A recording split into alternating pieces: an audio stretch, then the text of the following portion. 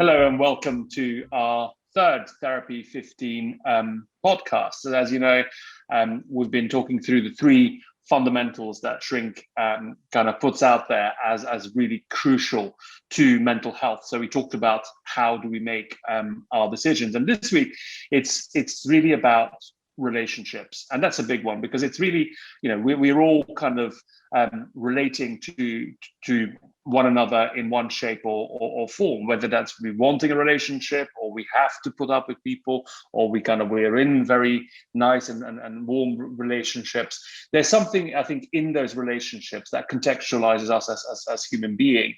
And we'll have a bit of a chat about why people find them at times really rather challenging and troublesome, and why our past experiences of our relationships do actually affect present relationships as well, and how do we kind of get to grips with those past problems to kind of serve us better in the future. Now, of course, we all know the cliches. Kind of, if you go to therapy, it's all about talking about your mothers, and the troubles are about those early relationship, and sometimes people kind of get put off by going even to therapy because they think, oh well, that's we'll have to talk about my childhood and all of that. And of course, while these relationships can be important, there are many other aspects that we can usefully kind of look at and process without having to necessarily go back quite as far.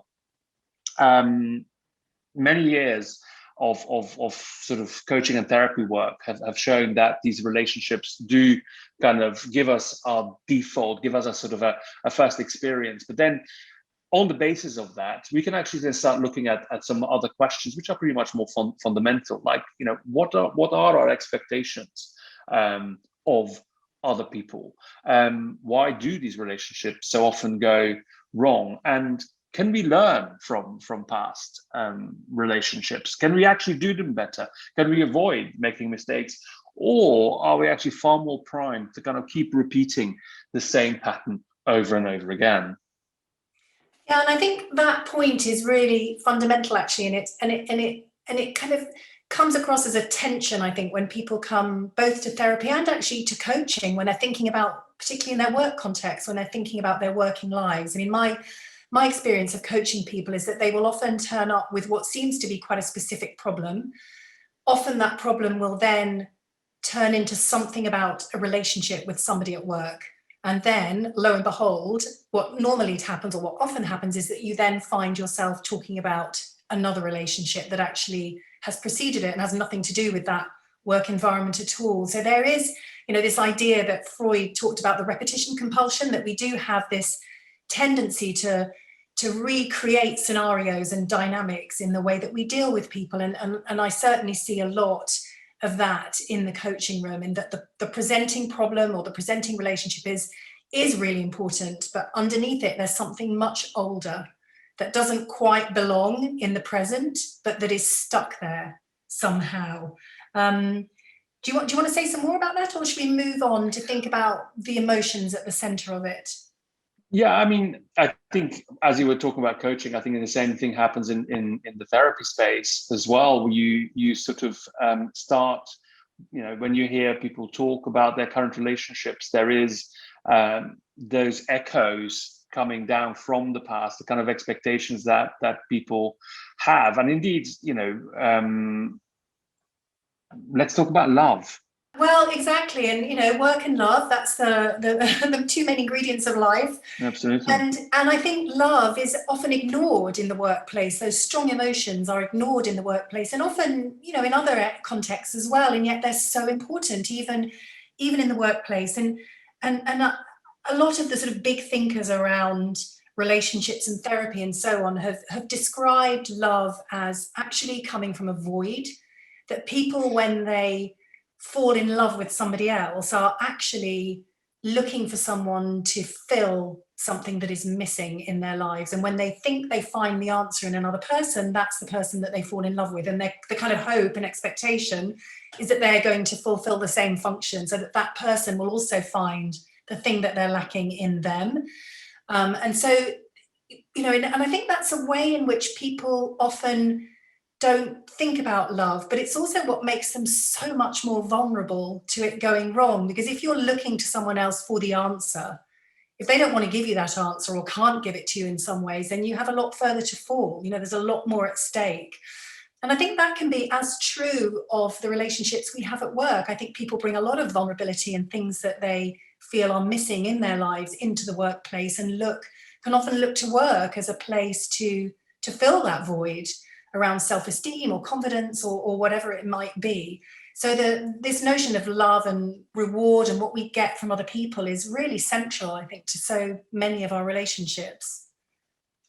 Absolutely, I couldn't agree more with that, Claire. I think that there is definitely that sort of sense of, I'm expecting something from you, and that what I'm expecting is actually something that I am missing, even though I may not be aware of that. So it sort of shows that we don't meet people, we're not in relationships in a very neutral kind of way. There's a lot at stake with this, and this is why we developed here at Shrink a very, very powerful tool, actually, which we kind of, it's been used in therapy for many, many years, and we digitized it, which is called a chair. So lots of pieces of furniture in therapy.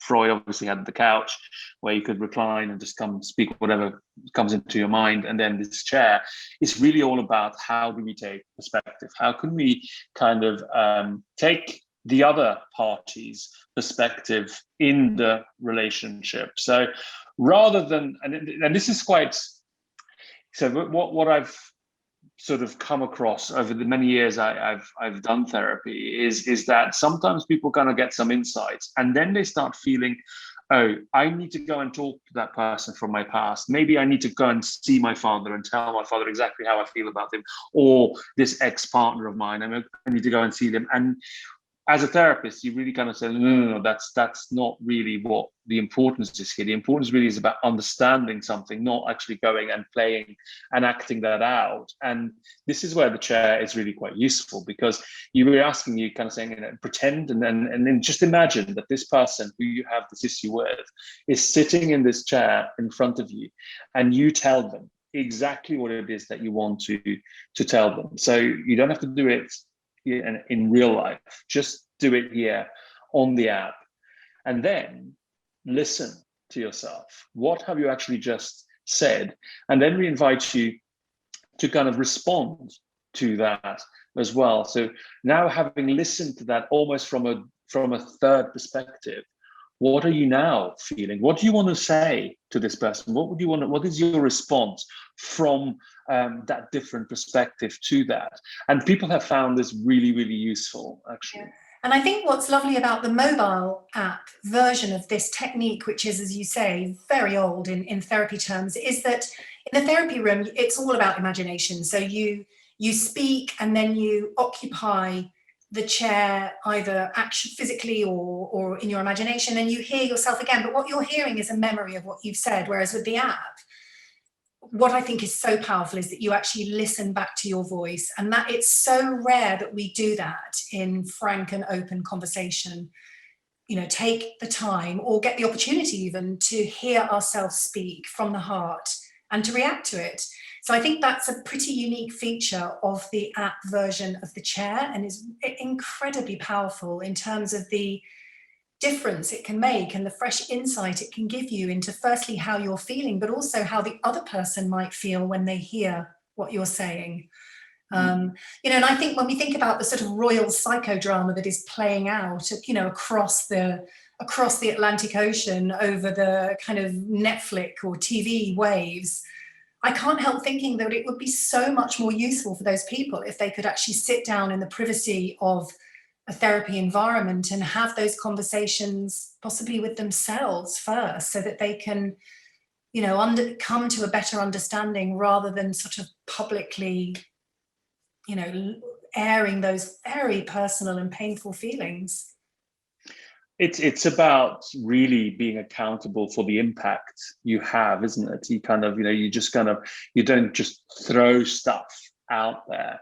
And this is really, the other thing I think that's really important with this, Claire, is that you don't actually have to share this with anybody but yourself. You know, it's even in a therapy room, you still have some editing going on, I think, because, you know, you're still telling another human being. With the app, you're really just talking, and you know that it's only you who is going to listen to it. So you can just let rip. You can just tell, you know, you can speak whatever comes to mind, no matter how soppy, or no matter how aggressive, or, you know, there's no editing needed. And then you listen to it, and you don't just listen to what you've just said, but you listen to your tone, and you kind of think, oh my God, I never heard myself say that. I never thought, and the words that I'm using and choosing, they echo and they reverberate right down through the years. And I can really see who that is, and I recognize parts of that. And that's really very, very powerful. And of course, once we've done that, we then invite you to reflect on it and just kind of, you know, write yourself a note. What have you learned from this? What are you taking away? And I think so, kind of to wrap up, because I think we're coming to the end of our 15 minutes, thinking about what we take from that, I suppose the key thing, ideas and messages we would give is that, you know, the ghosts of early relationships do haunt us all in our daily lives. And that understanding that and doing the work to make sense of them, particularly the ones that are damaging or holding us back in some way, is really important, is a really critical part of understanding how we manage our relationships today. And the shrink chair process is one that can help in a very simple but very effective way. Yeah. And I think to make sure that if we want to change certain things, we do need to process some of those patterns, because if we don't process them, if we don't become aware of them, we are bound to repeat them. And we can do that through the chair work, and then hopefully next session we'll be able to kind of talk a little bit more about how we can actually just do this even just by ourselves, and get some insight to kind of see what is sitting there just under the surface and how we can allow that to bubble up. Yeah, great. So that's it for today. And next time, as Andreas has said, we'll be talking about the third fundamental, which is all about getting to grips with ourselves and understanding our rich kind of inner worlds better. So hopefully we'll see you next time. Thank you. Bye. Bye-bye.